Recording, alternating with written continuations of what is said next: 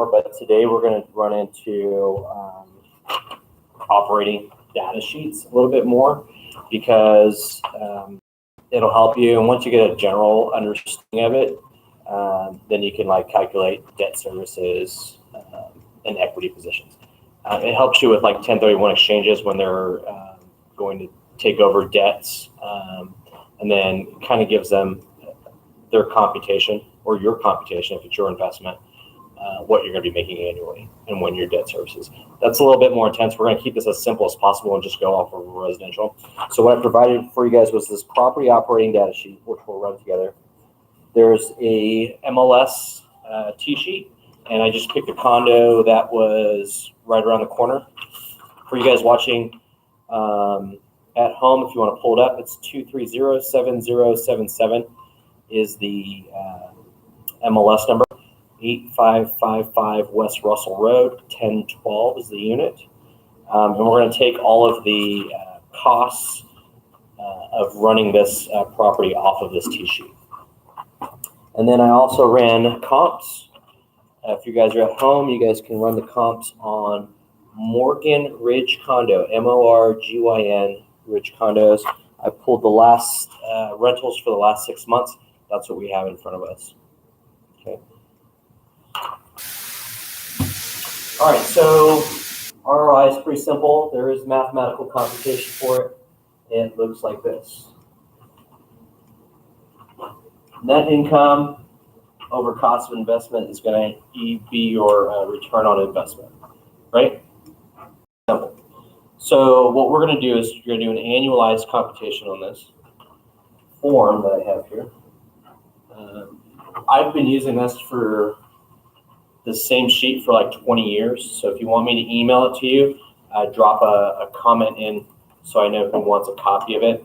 If you ever need one, just let me know. I have it in my database somewhere, and you can use it or keep it or share it or do whatever you want to do with it. Little intense, but it knocks out things that you would forget. That's why I like to go down a list just to know what costs we need to associate with this. Okay. So let's play with residential investments here. Okay. So let's play with the one that I gave you guys and do the mathematics on it. Get the pen real quick. Hold on.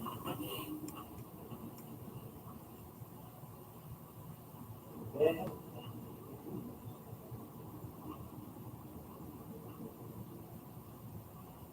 All right, so this sheet is, you can choose what you're doing it for. It's either a broker statement, financing potential, a buyer position, an owner statement. So if you're listing a home that's already leased out, you might want to run through these expenses, especially if you're selling it with the tenant. That would be a owner's statement, right? Whether there's existing financing, that would be something a mortgage guy does. I mean, you guys don't have to do that, but to have that knowledge base would be great. You can do seller's position, broker statement, financing potential. For this training purposes, we're going to do buyer position and see if that buyer likes this property or not. Okay. So because we're in a competitive market, we're going to base this on the 310. That's probably what you're going to pay. It's a little bit higher if we ran comps on it. But let's see if the 310 computes and what it breaks down to as far as an investment. Okay. So we've got 310 is the value. I'm just going to write that up here on the top. And we're looking at rental income potential. So let's look at the comps. The last one that leased out in there was $1,500 a month, and it was only for a 2-bedroom with a garage. So what can we guess? It's probably with a 3-bedroom, we'll probably be able to get $1,600 to $1,700, right? So let's do $1,650 as the gross. I've got $19,800 for rental income potential. Does that work for you guys? If you did $1,650, I got $19,800 $100 for the annual. Rental income potential, right? All right, vacancy factors are whether you can check the history and see how many times you have to transition a tenant. I always like to put some sort of number in there, even though it's not going to be vacant. I would say, because when I pulled these comps, all of them were completely 100% leased out, I would be below 5%, maybe a 3% vacancy factor.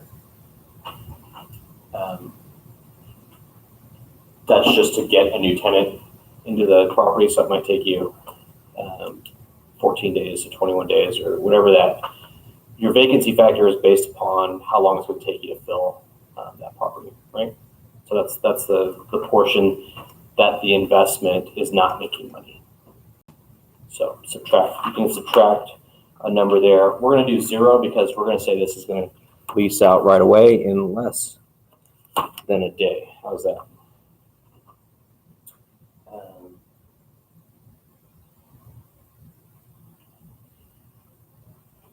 So we're going to stick that 19,800 as the gross. Now let's look at our operating expenses. What's our taxes on this bad boy? 1,035. 1,035. All right, what else do we have in here for an expense? Oh, actually, they have the rent in here. Is this already leased out? I guess I should have read further. They have a rent of $6, but we're using $1,650. No big loss. $190 HOA. Yes, total monthly HOA. So $190. You need to do that on an annual. So times 12, 2,280, and we're going to call that. Where do we have this labeled at? Management fees. Yep. On site. Yep. $2,280. Okay. So fire insurance, that's generally be included on because they're doing a condo. Now, if it was a house, you're going to have to keep some sort of hazard insurance on there. On a condo, the HOA is going to cover your fire insurance, but you should request your tenants get a tenant policy. Same with if you're renting out a house, make sure that the tenants' belongings are covered. That's a tenant policy. All right, so we got taxes, we got HOA. What other expenses may we incur? Improvements.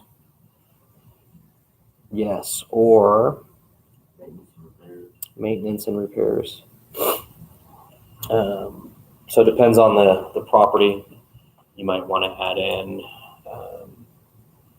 So on our lease agreements, I generally, for my clients, put in up to $100 is the tenant's responsibility. Anything above and beyond. So, well, what do you want to put in for maintenance and repairs? Maintenance and repairs is stuff that you would have to fix. You're the buyer buying this property. So maintenance and repairs, I don't know, maybe $500. This is just a 1-year annual comp. So 500 a year or I'd say 500 a year. I mean, AC goes out. If AC goes out, then your expenses are a little bit higher. Now 500 would buy you a home warranty on this thing, right? Yeah, if the home warranty company Will cover, yeah. So granted, everything's working. Yeah.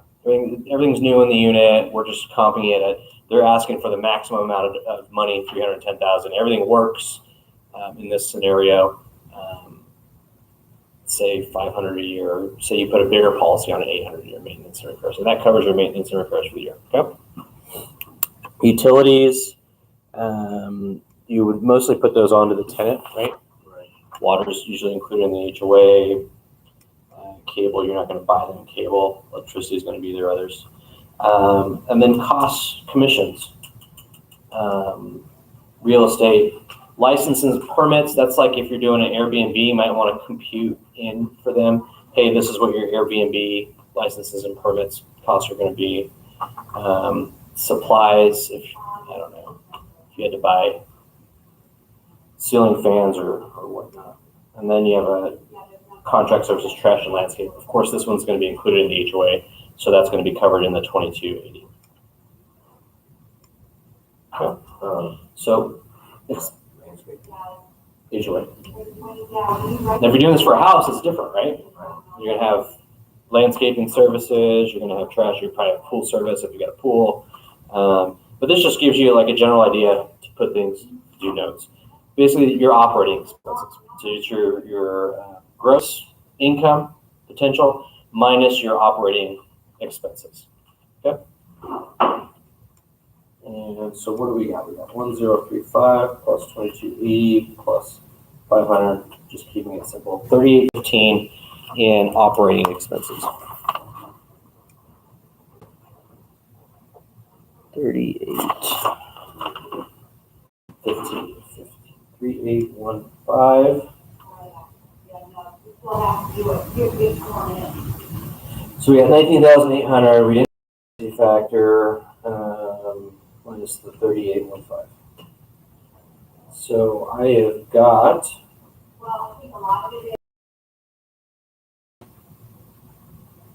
you don't have a debt service because we're doing this on a cash basis. Your cash flow is 15,985. Let's go back to this formula here, right? So our net income after expenses is 15,985, and we are going to put up 310,000 as our investment.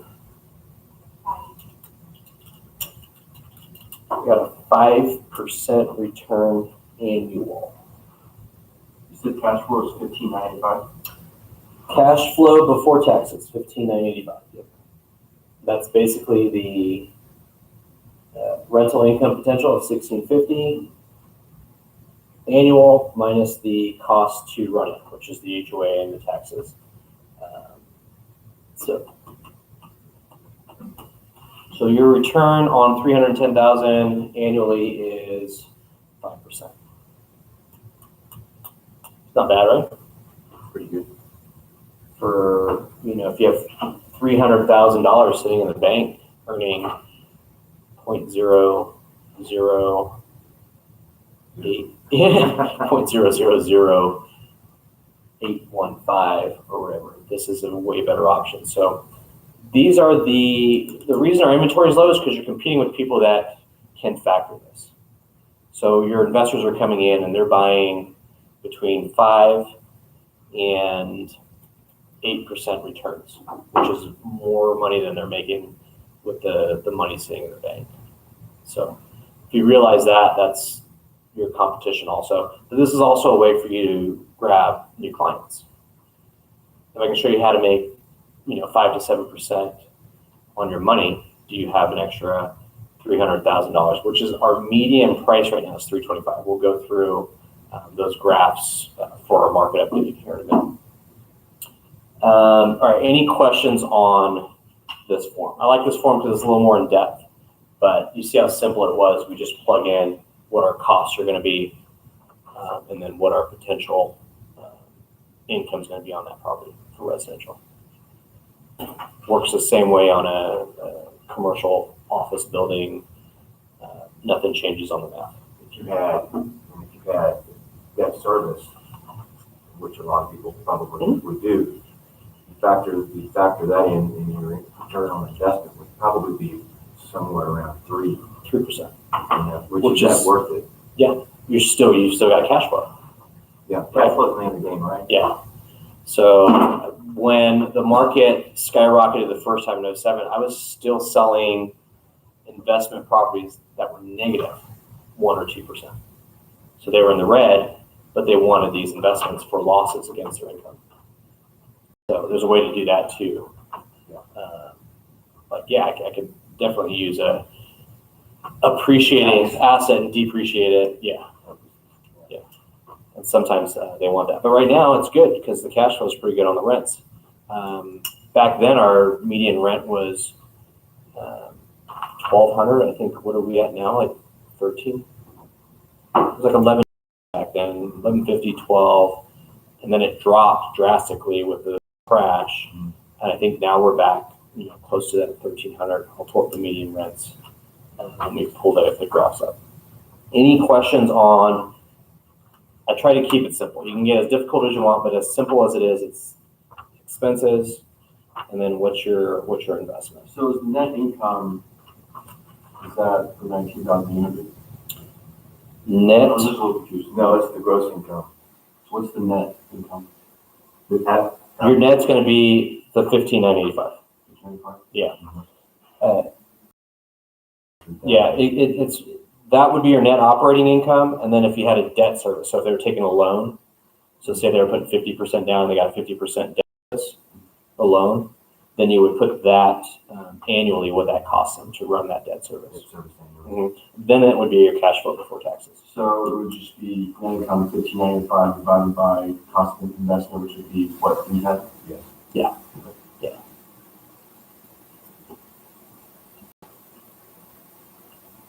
I mean, let's look at it. Let's look at your debt service. So say you put 50% down. So now your investment's 155, right?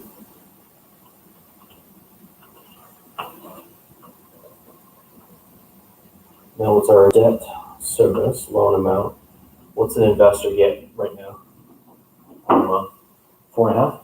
4.5%? Does that sound about right?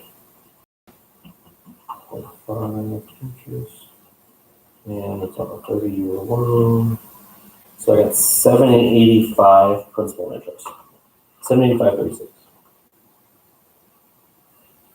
7 grand. times 12. I got 94.24. 35 cents, but whatever. So let's put the 15,985 minus the 9,424.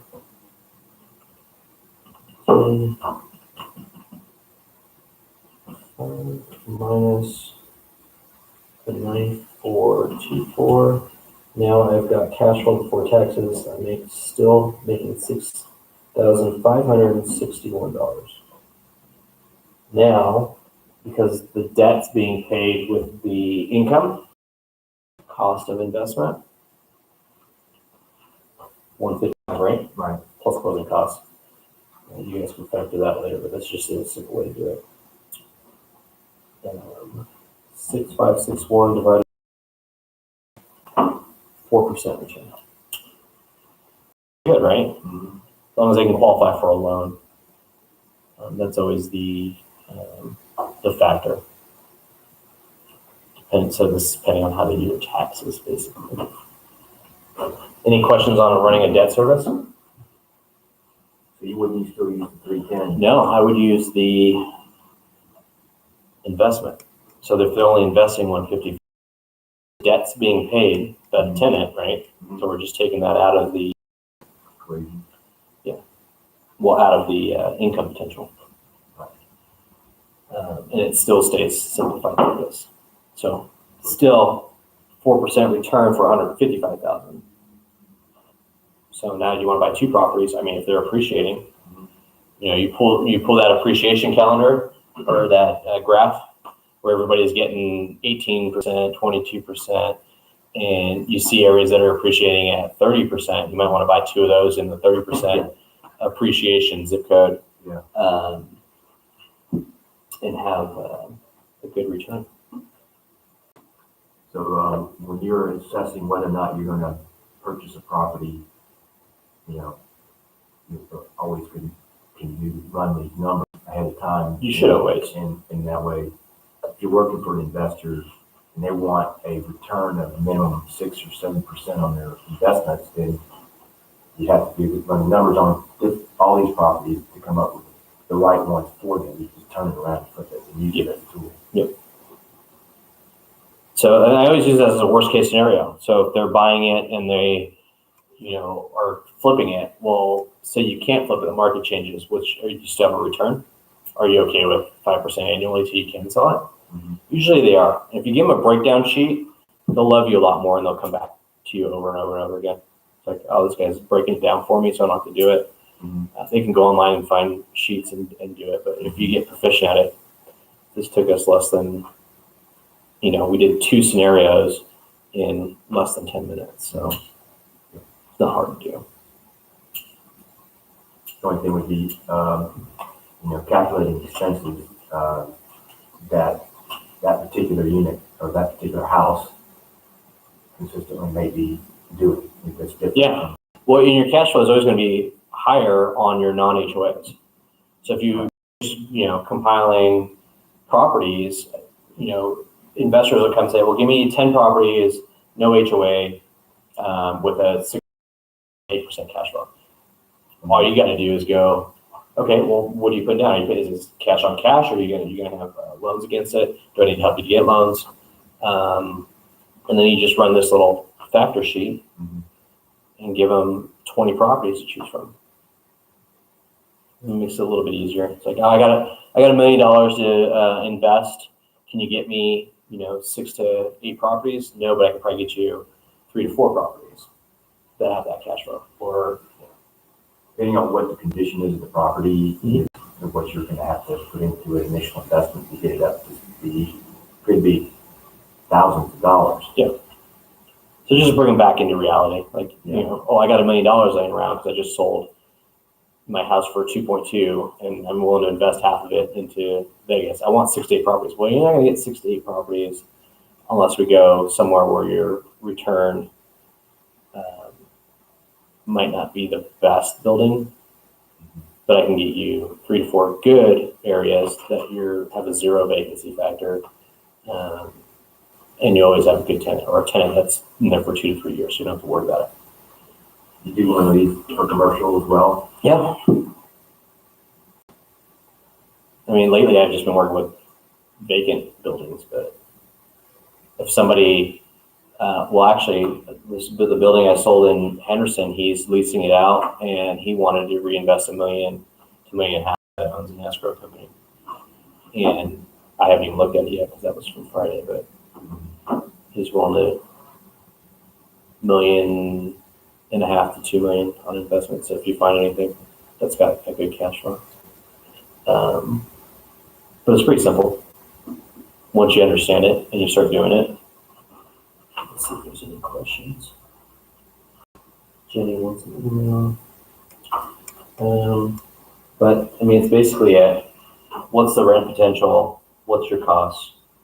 Write them in there. The sheet helps you and remind you, but I mean, most of it's on your T sheet. Right? Disclosure, what all of your fees are going to be. Where else do I see debt service? You'll probably see it more with investment properties.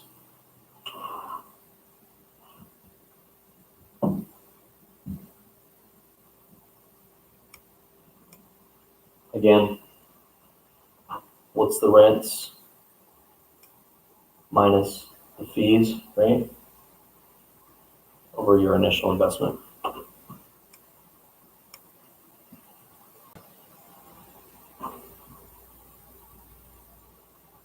And that's your return. We're going to do questions.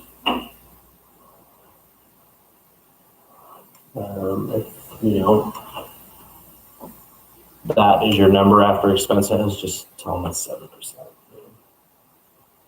7% is better than 6.58%. Yep.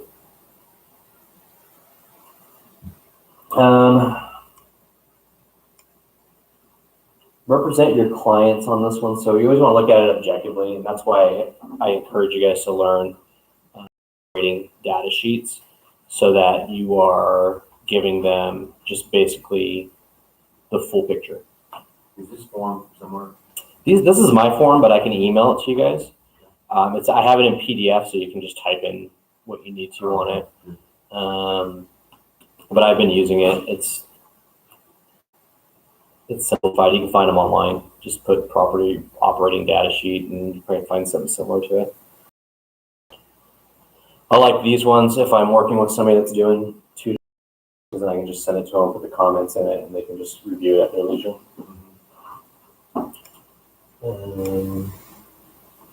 We did debt service. I think that's it. So what I wanted to look at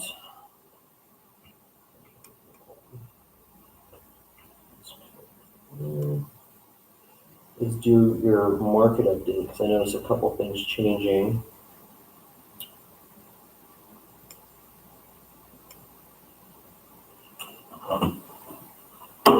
But any questions? Any questions on how simple this return on investment is?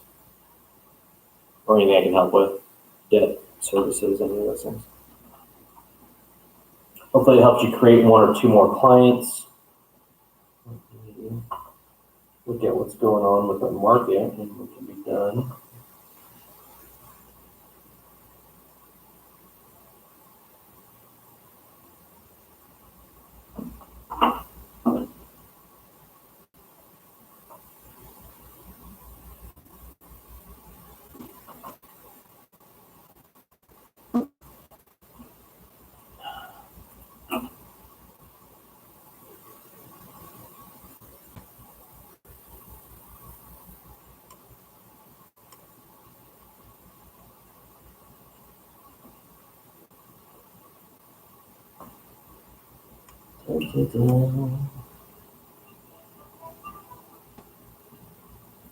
What was I looking at earlier? What I was loving was this 2018 graph. This is the median sales price for the valley. Just a nice, slow, steady climb until we hit this. And so we are, looking at this from June of 2020, which was about 290, right? To June closing, so our median sales price is now 3.25 when we were at 290, a 12% increase. So in a year, that's from last year to this year. So if you look at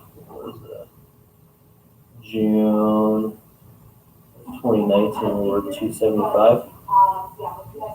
What's that doing?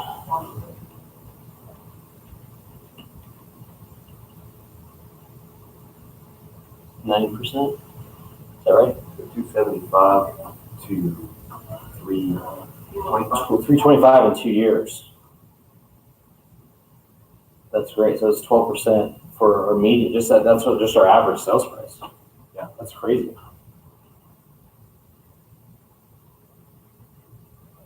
All right. So I noticed new listings are on the climb.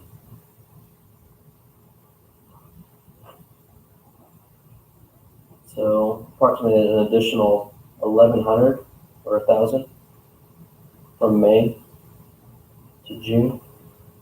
New listings. That's good. Yeah. Probably because they're overpriced. Yeah. I mean, I did. Even these last 2 are mine are 8% overpriced right now. But I'm like, if you're not in a rush and you don't mind doing price drops, then why not? You know, because then you don't second guess yourself.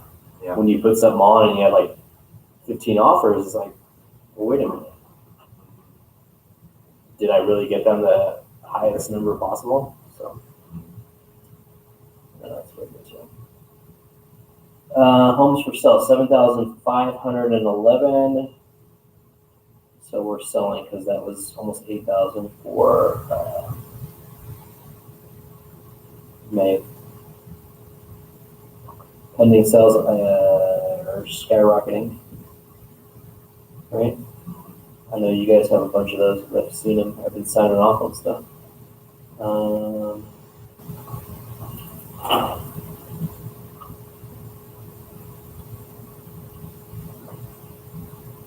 Days on market still dropped. It's still down to 12.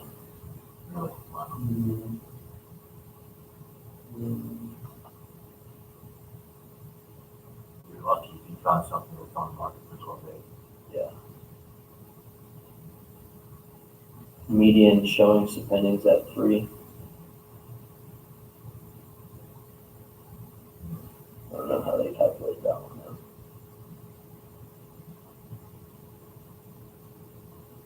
And then this one, price per square foot is on the rise.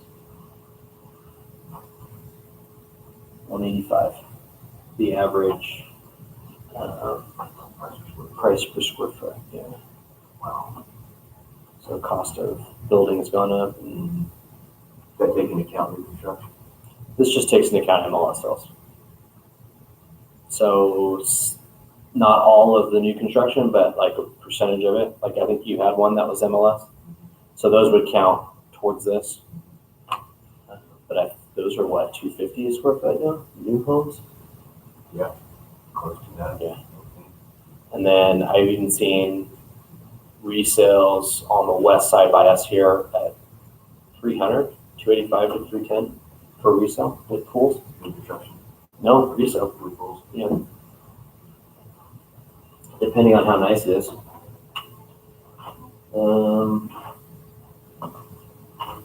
And here's what everybody's getting. April, May, June, 100% of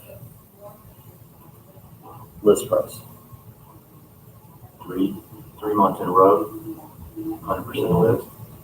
Of the entire MLS. Wow. Actually, it says median, doesn't it? Yeah. Let me see what the average is.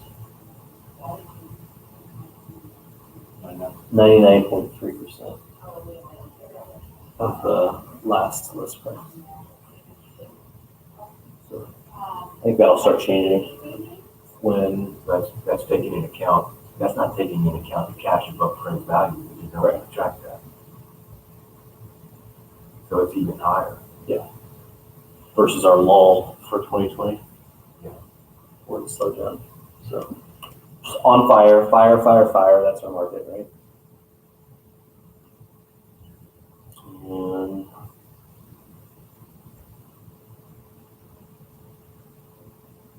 but the sales price was awesome. Seeing that climb Mm-hmm. to 325, 22 to 325. We might even see that thing before the end of this year at 350. If the 300s are moving that fast. So, like if you look at 250,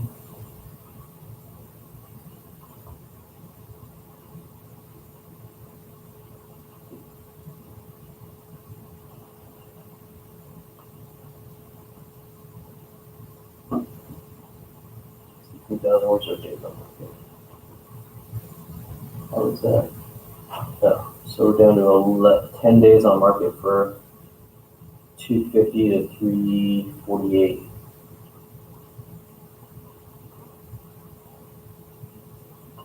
If you don't have a buyer that's 450, you know, around that range, that's difficult.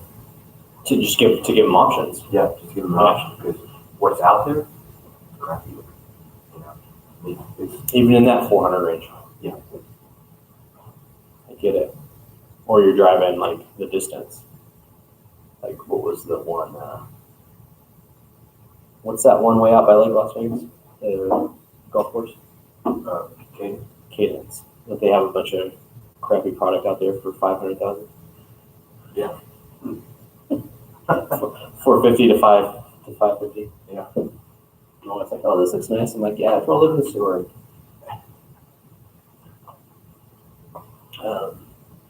Northwest is on fire. Yeah. So I know their construction's like off the charts up there. And then north towards, what is it, Losi and Oh, yeah.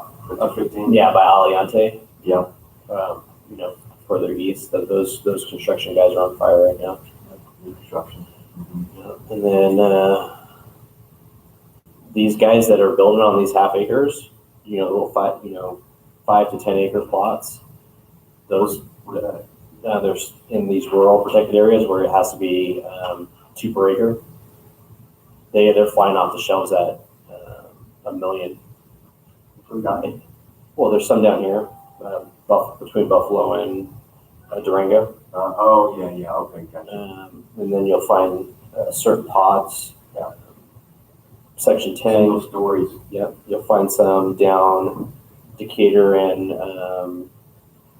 Warm Springs area, or further out. So all the way out towards the Blue Diamond.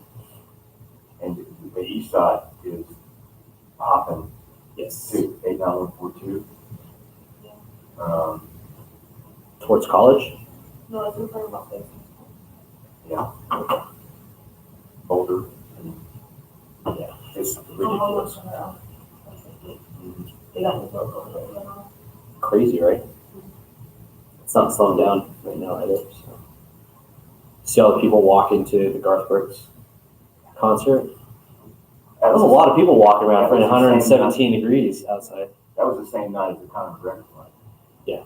So And then he busted his I foot. was on the other side of that, but I was catching up on everything like 3 days after it all happened. I was like, he busted his leg. yeah, I watched it. I had everything else. I had everything off because everything was in Spanish down in Kingston. So just into the ocean, swim with the sharks. Yeah, But yeah, I was just amazed to watch like that many people walk because it was all remote parking, right? Yeah. That many people walking over Hacienda and up from, what were they getting, $100 to park? in cowboy boots. Yeah. And shorts. Shorts. 117 degrees. Yeah. Still daylight, burning, right? Before you got inside and got cooled off. Yeah. I bet you their beer sales went through the roof once they got in there. Beer and water sales have got to have to have been high. Would like to know that number. But that's what's going to be like when the football games, right? When this fall, it'll be cooler. Yeah. But it'll be that same. It'll look just like that, where they're just filling up the roads and walking to fill that stadium up. Yeah, I guess that's that lot they're eating. Yeah. Yeah. That's where they were for Clark Brooks, I think. It's crazy. That was packed house. 100%. And what did my wife say? That all the tickets were $95. That's it. That's why it was full. Because Garth Brooks doesn't sell. He doesn't like, you don't get premium seats. You don't get it's basically first come, first serve, $100 ticket. So that's why everybody was lined up trying to fill that so early. Yeah. For that stadium. Because the concert didn't start till Friday night, 8 or 9 o'clock at night. Yeah. And they were like filling the streets at 5 o'clock in the afternoon. Blew my mind. It's too hot for me. I mean, I like Garth Brooks, but I don't like Garth Brooks. That much. Yeah, that's like Woodstock. Yeah. But then again, that was the first full concert there. Yeah. And then they fought. He was fighting at T-Mobile, right? The Conor McGregor. That was that the first. Yeah, first open, probably. No, I mean when he busted or got kicked in the leg. That was second round. Second round. Okay. That sucks. Yeah. But Poirier was pounding on him pretty good. Yeah. Well, I watched one of those UFCs, and the dude that went in to kick, he busted. I forgot who it was, but he broke his shin right in half. Yeah. Kicking the other That guy's happens. leg. That happens, yeah. No. Kind of hurt. I mean, if you check it with a knee or you check it with an elbow, that shin's gonna. Oh, no, yeah. I don't want that ever to happen to me. All right. So, any questions I can help with, guys? I mean, you guys know how to find for anything, but Yeah, like that PDF of it. Yeah. That'd be good. I'll forward it to all you guys, and then whoever else is on the chat here. Not a problem. I think Jenny wants that. Jenny, where do I get that page? I will email you. Okay, I am ending this. So if you guys are watching, the stream's over. If you had any questions, put them in there now because I'll answer it. If not, the end of Monday's session.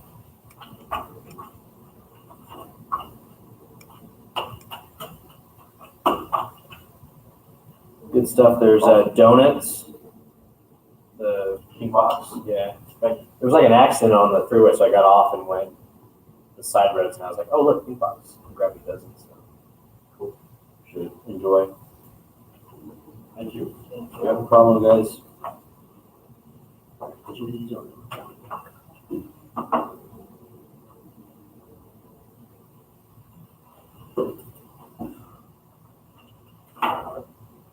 play some golf? No. They have golf course too. They did, but we did. What are our excursions? We did some sort of. Scuba, shark. We got a boat, a private boat for